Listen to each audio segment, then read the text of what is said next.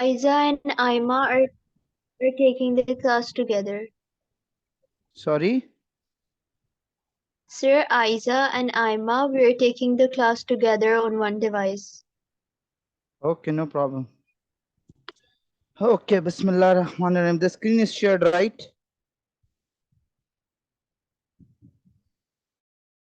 All of you can see the screen, if I'm not wrong. No, it's not shared. Just wait a second. It is being shared.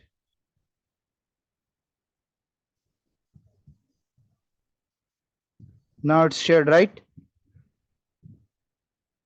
Yes. Okay. Okay, now Bismillah Rahman Rahim. This was the first class which we discussed. This was the class. Let me find out.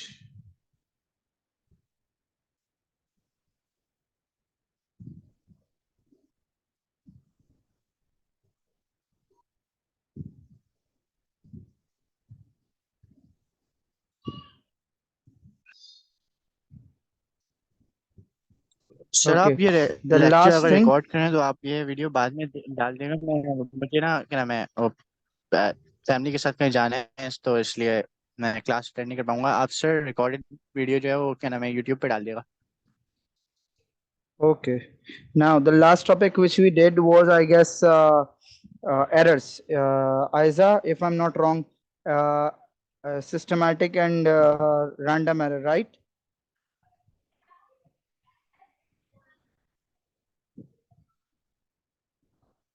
Yes, physics.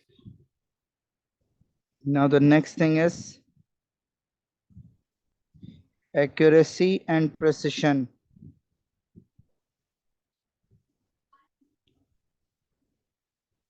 Ab beta, what is meant by accuracy? Accuracy means you perform the experiment multiple times. For example, an experiment is performed, for example, 10 times, and you getting same value, and the value is correct, which means that the true value is 9.81. I am performing an experiment for 5 times.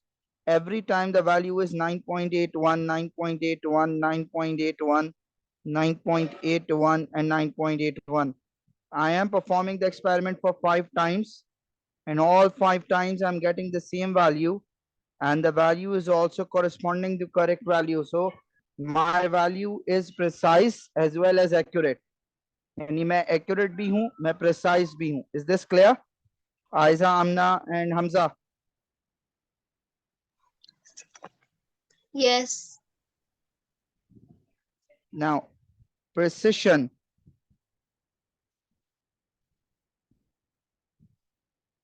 Precision means multiple times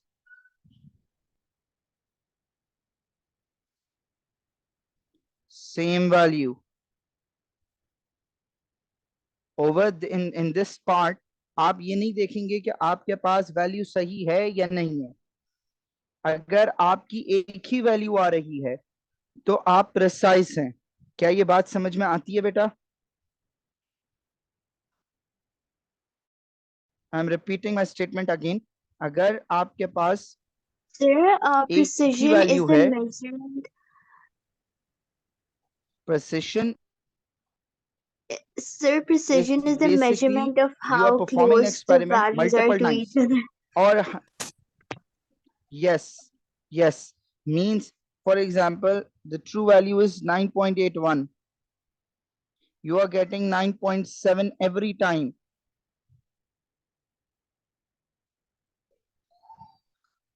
So this is not a correct value, but it is close to the true value. So you are more precise. There is a precision difference of 0.2. Clear? Noor, Amna, and Aiza and Hamza. Clear? Yes.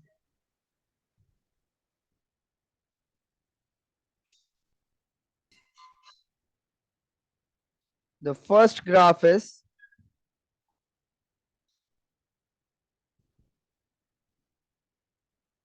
this thing.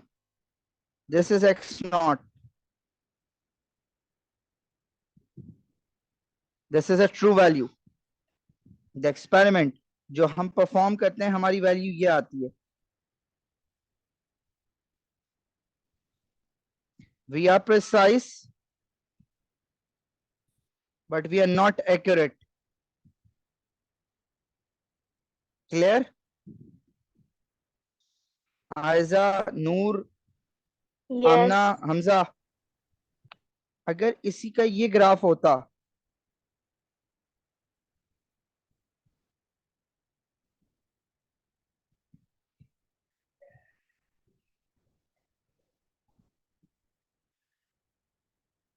कि आपके पास इस तरीके से graph बनता तो you are accurate as well as precise. Clear, beta?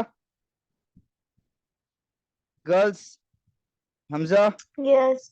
Noor, you are not responding.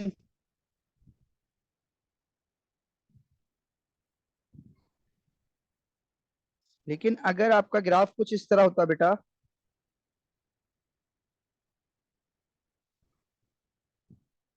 so neither you are accurate nor you are precise. Clear, beta? Girls, Aiza, Noor, Hamza. Yes. No problem, Noor. Okay. Now, the next thing is prefixes. I would like to request you guys कि आप या तो इसको लिख लें या जब ये पूरे हो जाए तो इनकी पिक्चर ले लीजिए क्योंकि ये काफी पूरे फिजिक्स में बहुत तंग करेंगे. डेसी, small d, small c, 10 to the power minus 2. Milli, small m, 10 to the power minus 3. Micro, 10 to the power minus 6. Nano, 10 to the power minus 9. Pico, 10 to the power minus 12. Kilo, capital K, 10 to the power positive 3. Mega, capital M, 10 to the power positive 6. Giga, capital G, 10 to the power positive 9. Tera, capital T, 10 to the power positive 12. ये या तो लिख लें अपने पास या इसकी picture ले लें क्योंकि काफी काम आएंगे आपके पूरे through out your AS and A2 physics.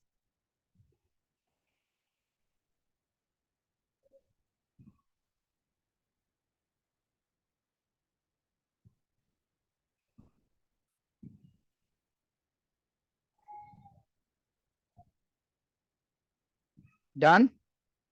Girls, Yes. Aiza, Amna, Hamza, Noor, just send a thumbs up if you're done, if you understood the concept.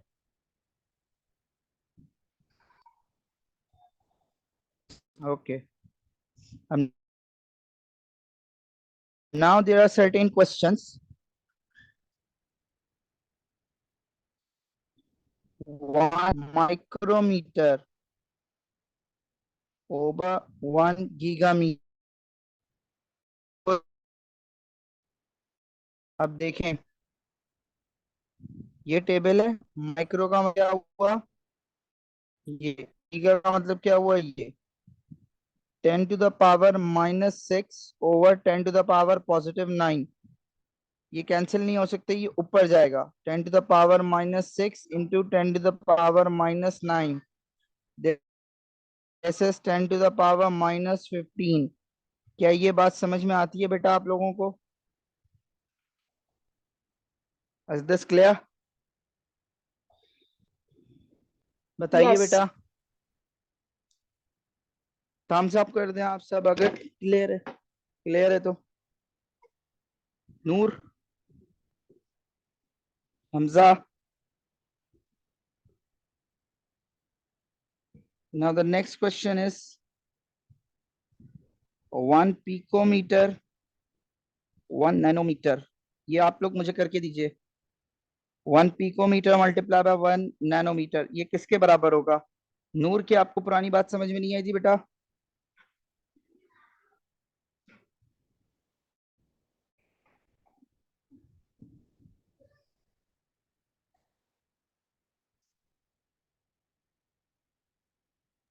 Sir, can you repeat the question?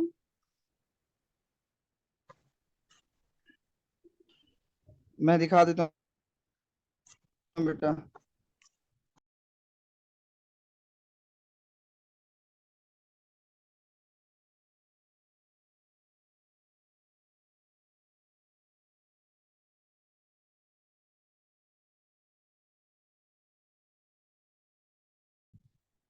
1 picometer into 1 nanometer, or picometer 10 to the power nano is to the power minus 9. You know at one basis in it to the power minus plus.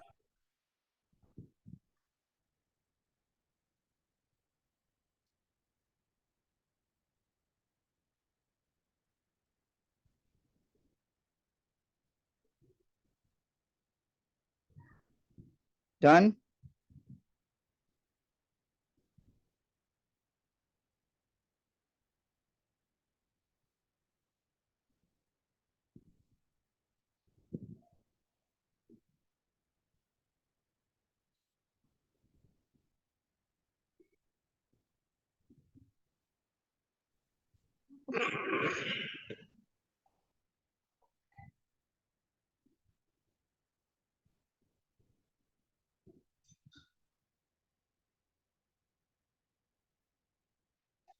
Done.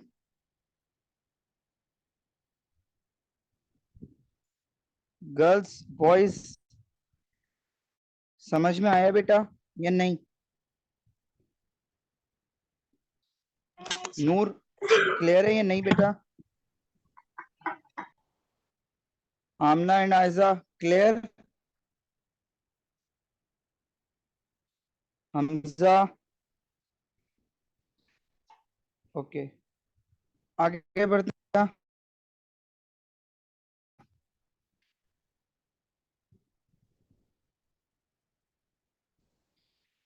Now the next thing is scalars and vectors.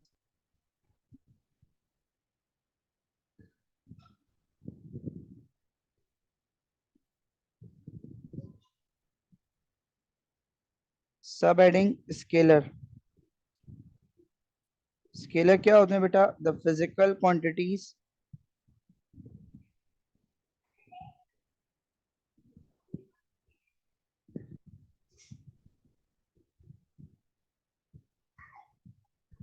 which have magnitude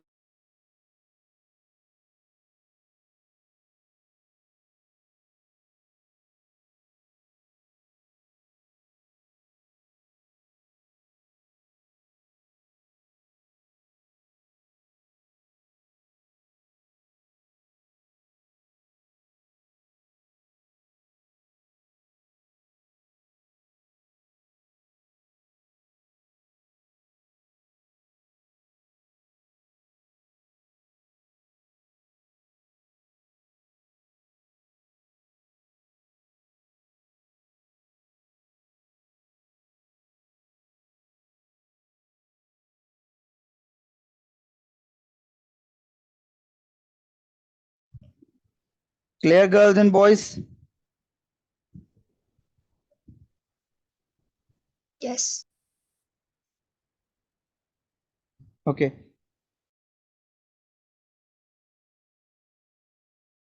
ऐसी quantities जिन्हें direction की वो 2000% समझ में आ जाएगी कि आप किस क्वांटिटी की बात कर रहे हैं, इज इट स्केलर और वेक्टर। हाउएवर अगर हम वेक्टर की बात करें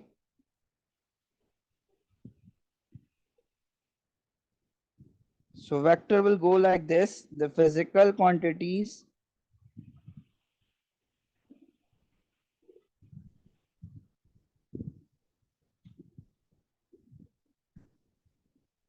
which have magnitude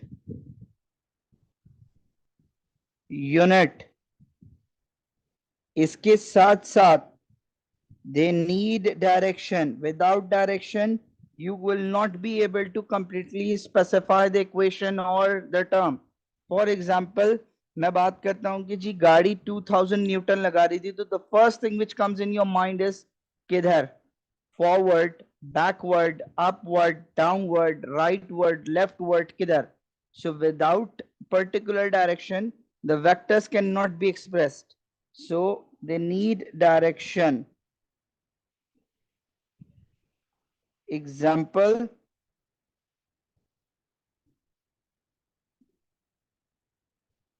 force, weight, momentum, displacement,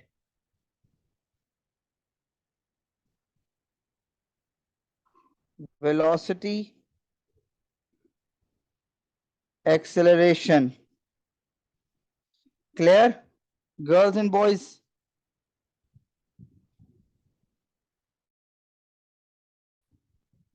Aiza, Amna, Noor, Hamza, clear? Yes, it's clear. Now, another thing, जो अगला चीज है वो क्या है? How do you represent a vector? Identification क्या है? दो आइडेंटिफिकेशन है बेटा, एक है रिटन, एक है बेटा ग्राफिकल. रिटन में आपके पास बोल्ड होगा और एरो होगा, जबकि ग्राफिकल में एक एरो होगा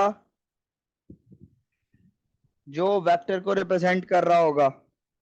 अब वेक्टर की ये टेल है बेटा और ये हेड है. Is this clear?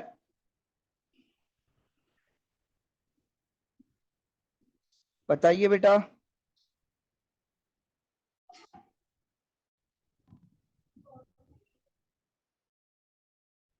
देन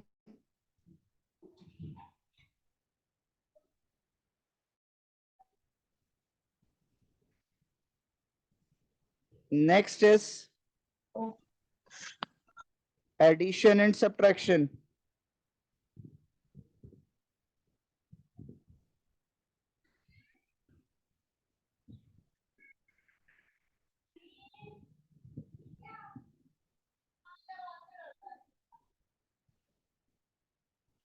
अब देखिए, मैं कहता हूं मुझे वेक्टर्स ए और बी ऐड करने हैं.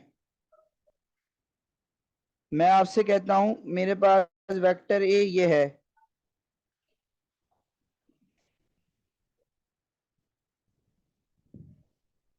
दूसरा वेक्टर ये है मेरे पास.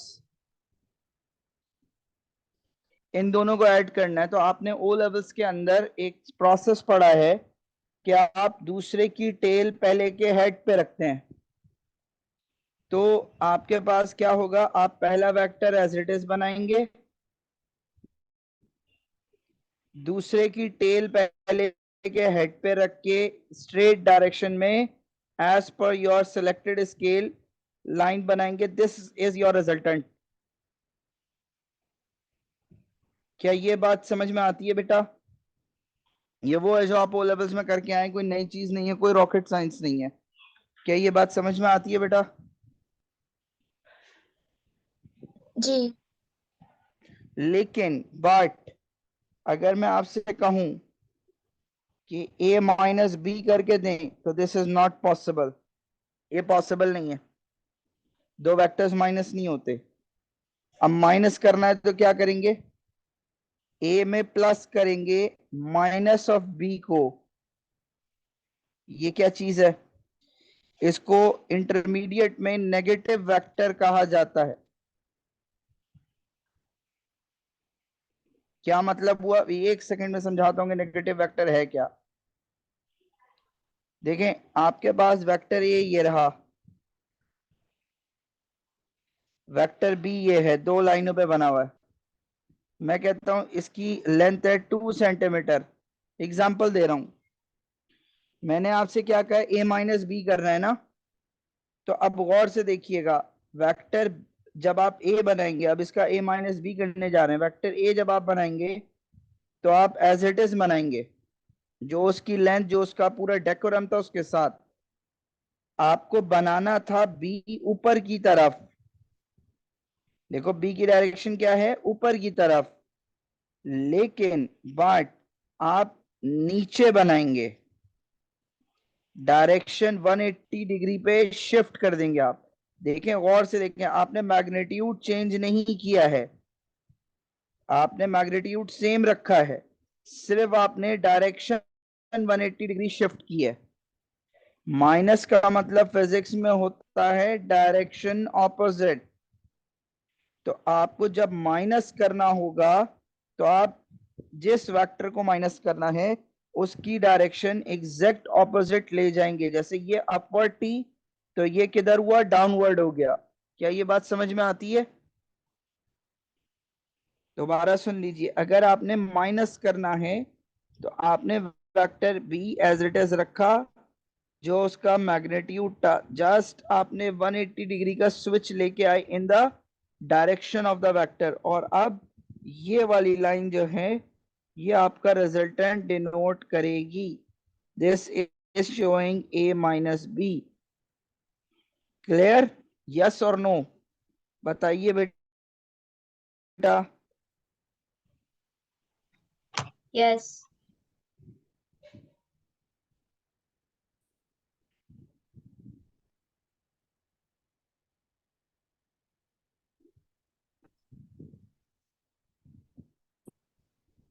अच्छा जी, इसके बाद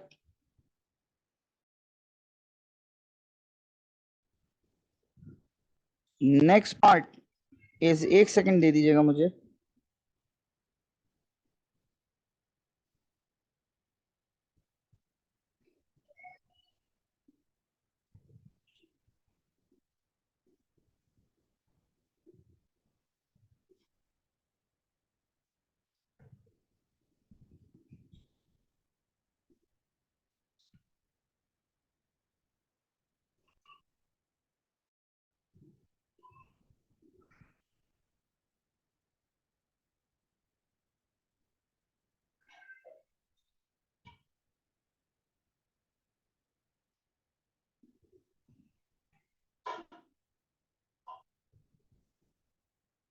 अगला जो हमारा टॉपिक है, मुझे ये बताइएगा कि नेगेटिव वेक्टर समझ आ गया आप सबको?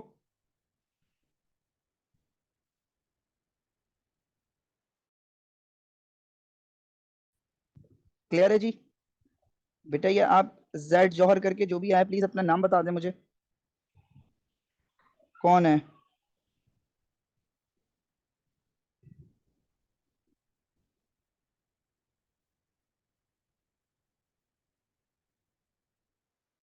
ओके बेटा लाबा।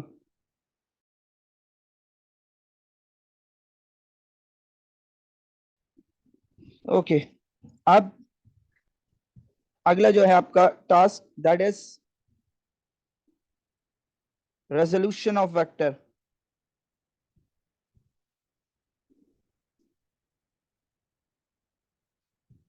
अब देखें, वेक्टर को समझें।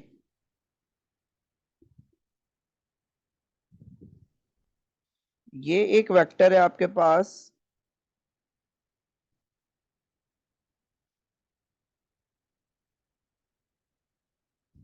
वेक्टर एफ, इसका कोई ना कोई मैग्नीट्यूड होगा, नंबर होगा। डायरेक्शन हमेशा पॉजिटिव एक्स एक्सिस से लेते हैं, यानी एंगल, कोई ना कोई एंगल होगा।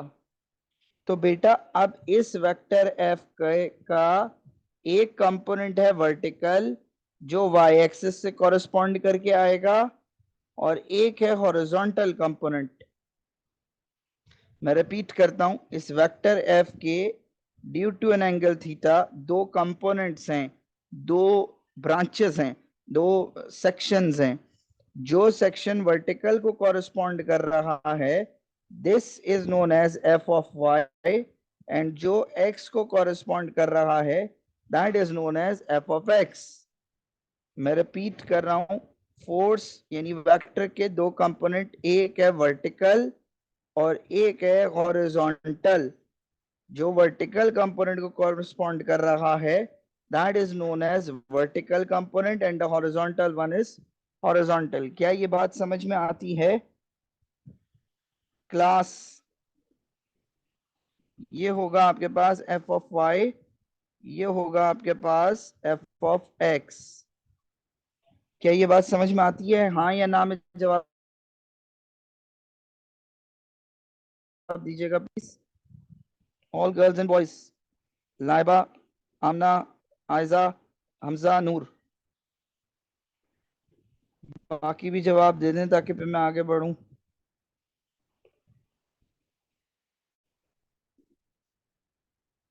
आमना and Aiza, Noor, just waiting for your response.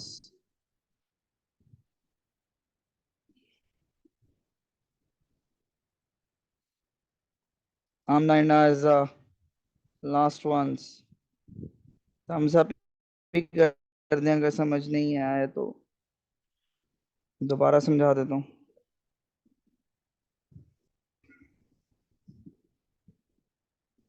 दोबारा समझा देता हूँ बेटा। देखें, वेक्टर जो है ना उसके दो कंपोनेंट होते हैं। एक कंपोनेंट होता है जो एक तरह का शैडो समझे, जो शैडो है वर्टिकल, और एक शैडो है उसका हॉरिजॉन्टल। तो जो कंपोनेंट उसका वर्टिकल एक्सिस का है उसको कहते हैं वर्टिकल कंपोनेंट, और जो उसका एक्स एक्सिस का उसको हॉरिजॉन्टल कंपोनेंट। यानी वाई एक्सिस का component is vertical, x axis का कंपोनेंट इज हॉरिजॉन्टल। क्या ये बात अब क्लियर है? Aiza and Amna, I guess आप दो साथ बैठी हुई हैं। थम्स अप करके बताइएगा अगर अब क्लियर है, तो नहीं तो दोबारा समझा दूं। Vertical and horizontal.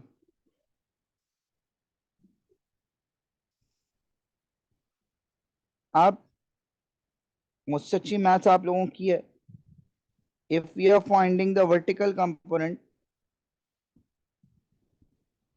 so you have read, you have studied that SOHCAHTOA. अगर मुझे ये चीज चाहिए और ये दो हैं तो मैं कौन सा रिलेशन लगाऊंगा? अच्छा, उससे पहले एक चीज समझे, थीटा के साथ वाला हमेशा बेस होगा, थीटा के सामने वाला हमेशा परपेंडिकुलर होगा। मैं रिपीट करता हूं, थीटा के साथ वाला हमेशा बेस या हॉरिजॉन्टल कंपोनेंट, थीटा के सामने वाला परपेंडिकुलर या वाई कंपोनेंट। क्लियर? तो कौन सी ट्रिग्नोमेट्रिक आइडेंटिटी में ये तीन चीजें आ रही हैं जो सर्कल हुई हैं अभी आपके सामने? That is sine function, right? Sine theta is equal to perpendicular upon opposite, या आप जो भी कहते हैं उसको। तो ये एफ ऑफ वाई बन गया एफ साइन थीटा।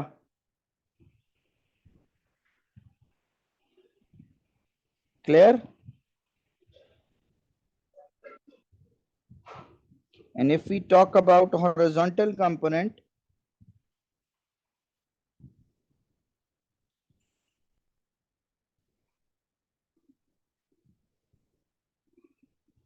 उसके लिए we know cos function लगेगा।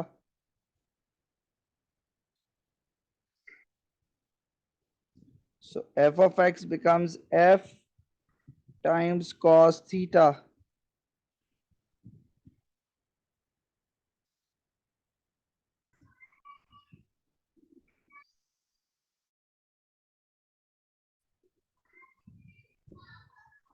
डन। मुझे बताइए यहां तक क्लियर है, यस या नो? आयजा।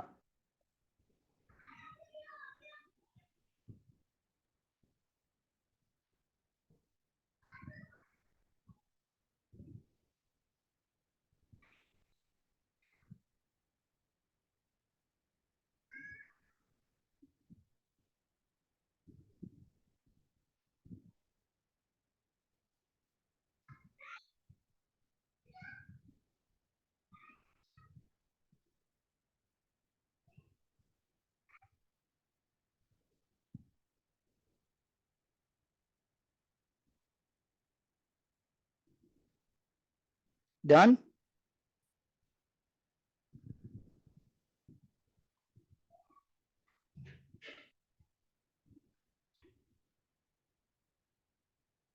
जी नूर करा रहा हूं। डन बेटा। अब जरा इसका क्वेश्चन देखते हैं।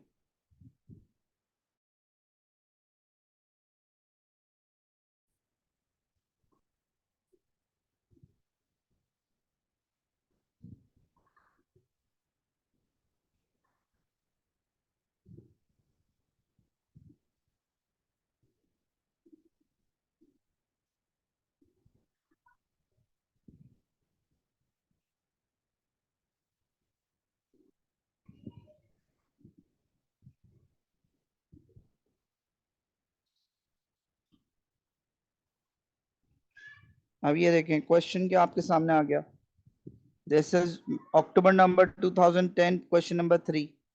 वो कह रहा है vector is 5 kilometres, the angle is 53। वो कह रहा है एक्स वाई निकालें। अब देखें थीटा के साथ वाला कौन सा होता है बेटा? बेस। थीटा के सामने वाला परपेंडिकुलर। आपसे बेस कंपोनेंट पूछा जा रहा है ना, तो आप कॉस फंक्शन यूज करेंगे, F of x over F. F कितना है? 5 कॉस एंगल 53। सो अगर एफ एक्स चाहिए तो आपकी इक्वेशन क्या बन गई? 5 कॉस 53। कैलकुलेटर में डालें, आंसर बताएं।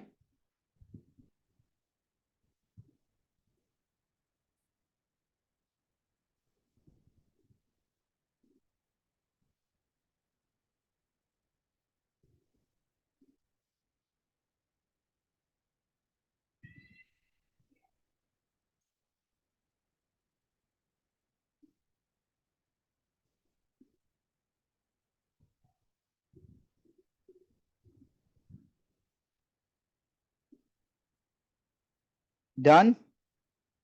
आंसर बताइए।